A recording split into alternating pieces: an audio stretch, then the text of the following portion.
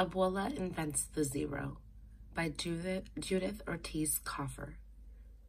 You made me feel like a zero, like a nothing, she says in Spanish. Un cero, nada. She is trembling, an angry little woman, and I end up being sent to my room, like a child, to think about my grandmother's idea of math. It all began with Abuela coming up from the island for a visit. Her first time in the United States, paid for by my mother and father. I guess she deserves some kind of award for having had 10 kids and having survived to tell about it.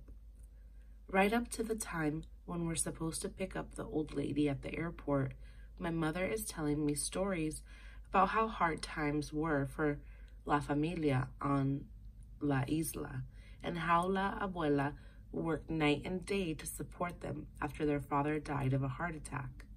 I'd die of a heart attack too if I had a troop like that to support. Anyway, I had seen her only 3 or 4 times in my entire life, whenever we would go for somebody's funeral. I was born here and I have lived in this building all my life. But Mommy keeps saying, Connie, please be nice to Abuela. She doesn't have too many years left. So we go to Kennedy to get La Abuela, and she is the last to come out of the airplane, on the arm of the cabin attendant, all wrapped up in a black shawl. He hands her over to my parents like she was a package sent to airmail. It is January, 2 feet of snow on the ground, and she's wearing a shawl over a thin black dress. That's just the start. Once home, she refuses to let my mother buy her a coat because it's a waste of money for the 2 weeks she'll be in El Polo Norte, as she calls New Jersey, the North Pole. So since she's only 4 feet 11 inches tall, she walks around in my mother's big black coat looking ridiculous. I try to walk far behind them in public so that no one will think we're together. I plan to stay very busy the whole time she's with us so that I won't be asked to take her anywhere. But my plan is ruined when my mother comes down with the flu, and Abuela absolutely has to attend Sunday Mass, or her soul will be eternally doomed. She's more Catholic than the Pope. My father decides that he should stay home with my mother, and that I should escort La Abuela to church. The Mass in Spanish is at 10 sharp tomorrow morning. ¿Entiendes? I understand. 10 o'clock. I have no idea what I'm getting myself into. Sunday morning at Mass, I just hope that nobody I know sees us together. I'm dreaming, of course. The Mass is packed with people from our block. It's a holy day of obligation, and everyone I ever met is there. I have to help her climb the steps, and she stops to take a deep breath after each one. Then I lead her down the aisle so that everybody can see me with my bizarre grandmother. She is walking as slow as Captain Cousteau, exploring the bottom of the sea, looking around, taking her sweet time. Finally, she chooses a pew, but she wants to sit in the other end. It's like she had a spot picked out for some unknown reason, and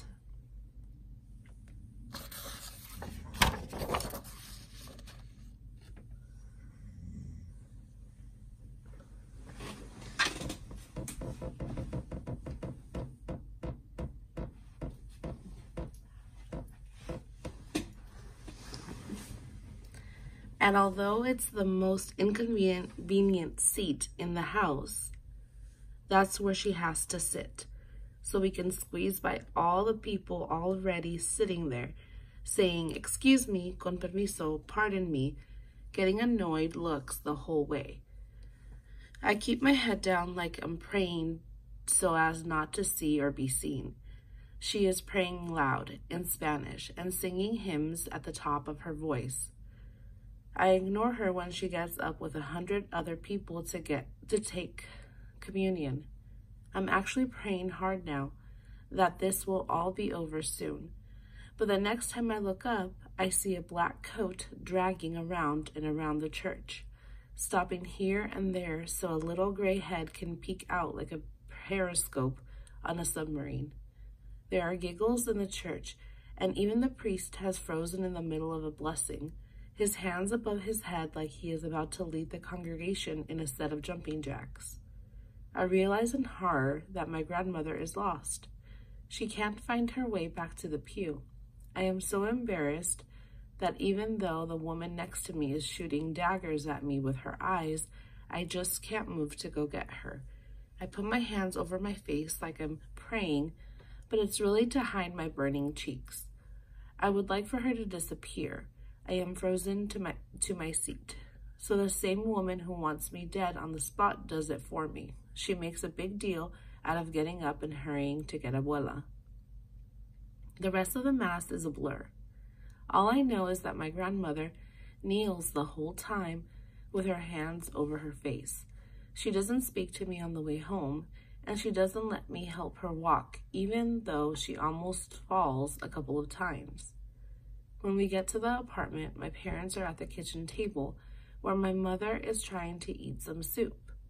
They can see right away that something is wrong.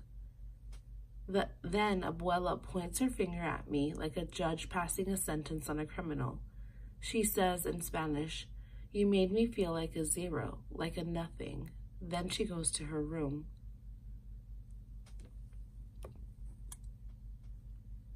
I try to explain what happened. I don't understand why she's so upset. She just got lost and wandered around for a while, I tell them. But it sounds lame, even to my own ears. My mother gives me a look that makes me cringe and goes into Abuela's room to get her version of the story. She comes out with tears in her eyes. Your grandmother says to tell you that of all the hurtful things you can do to a person, the worst is to make them feel as if they are worth nothing. I can feel myself shrinking right there in front of her, but I can't bring myself to tell my mother that I think I understand how I made Abuela feel. I might be sent into the old lady's room to apologize, and it's not easy to admit you've been a jerk. At least not right away with everybody watching. So I just sit there not saying anything. My mother looks at me for a long time, like she feels sorry for me. Then she says, You should know, Constancia, that if it wasn't for the old woman whose existence you don't seem to value, you and I would not be here. That's when I'm sent to my room to consider a number I hadn't thought much about until today.